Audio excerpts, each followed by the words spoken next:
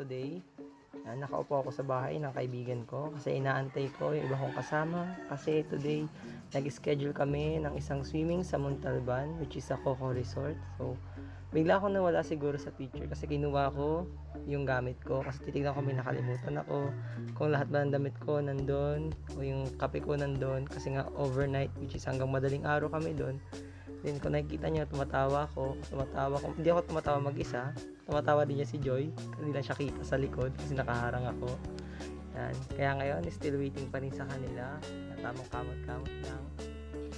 Ito naman yung time na dumating na si Kuya Ian, si Ate Nicole, si CJ, at si Charis. So, yung iba, inaantay na lang din namin kasi nga, ang goal sana namin makaalis ng around 7 p.m. para kahit pa paano maaga kami makarating doon, makakain muna, makapag-ayos. So yun, still waiting for others. Kaya si Kuya Ian nakipaglaro muna sa bata, nag-build muna ng Lego para kahit pa paano hindi maboring.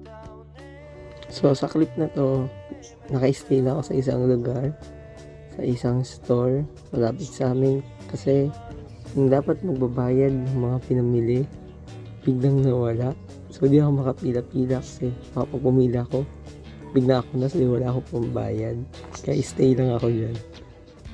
Mga around 7:30 nakasakay na kami ng minibus papunta dun sa terminal ng tricycle kung saan kami sasakay para makapunta sa binook naming resort sa Montalban. Yung fare ata dito is around 21 pesos.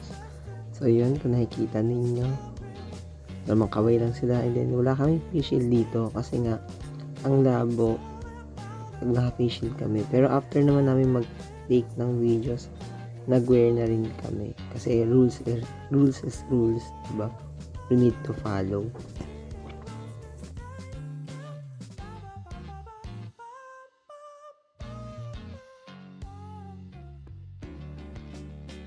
Nakarating na rin kami finally sa resort. Yung pamasahe sa tricycle papunta sa resort is 40 pesos isa. So maximum of 3 persons sa isang tricycle.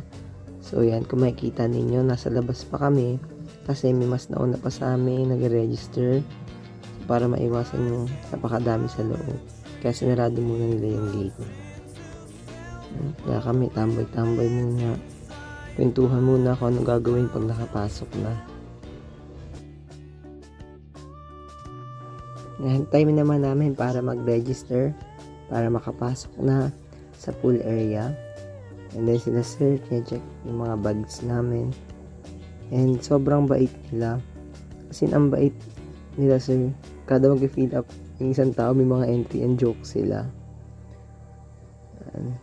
Ito yung area kung saan papakita ninyo yung reservation ticket. So ito na nga yung pool area. Sa front nito merong small pool. Sabay itong gitna yung pinakamalaki. And dun sa kabila naman ulit, andun yung isang maliit na pool.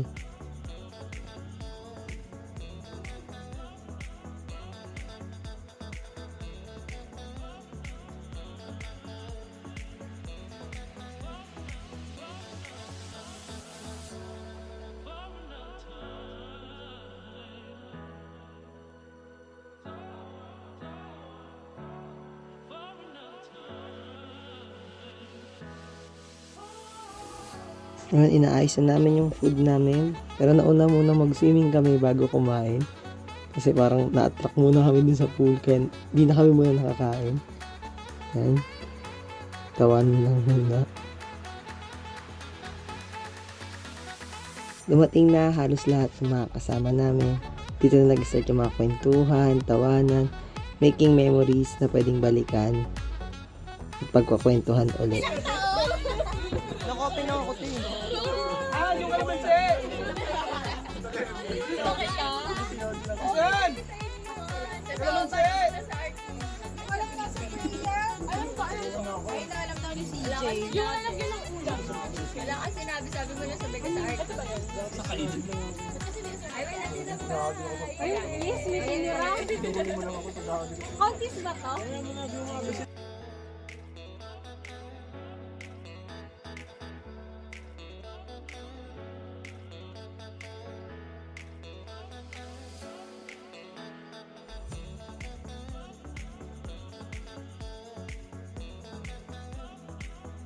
ito naman yung time na kakatapos ng halos lahat kumain.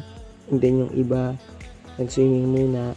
And then kami naman, nag-stay muna sa kubo para magkwentuhan, magtawanan. Pinag-uusapan natin namin dito ba't wala kami nilang speaker and mic para sana mapag-video okay. Kasi nga, hindi ko nahiram. At kung mapapansin ninyo, wala akong masyadong clip ng swimming pool na nag-swimming kami itong gabing to. Kasi, cherish ko yung moment. Nakasama halos lahat sila. Makausap, makatawanan. Kasi ma-enjoy na yung night. Para na makakreate pa ng maraming memories. Kasi, yun lang yung babalikan namin kung sakaling lahat kami maging busy na. Yung memories na ginawa lang namin dito, ang mababalikan namin. Kaya kung napapanood mo to ngayon, alam ko na alala mo yung mga kaibigan mo. Mag-set ka ng date, kitain mo sila. Di naman kailangan sobrang bongga eh. Ang kailangan lang makapagkwentuhan, makapag-catch up sa isa't isa. Kasi alam ko marami na kayong memories na nagawa past na ito throwback nyo lang, tatawanan, pagkikwentuhan.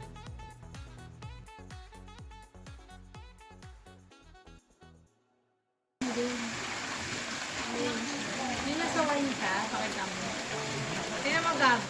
Kaya ng friend mo. Ano yung malaki yung ginamit mo?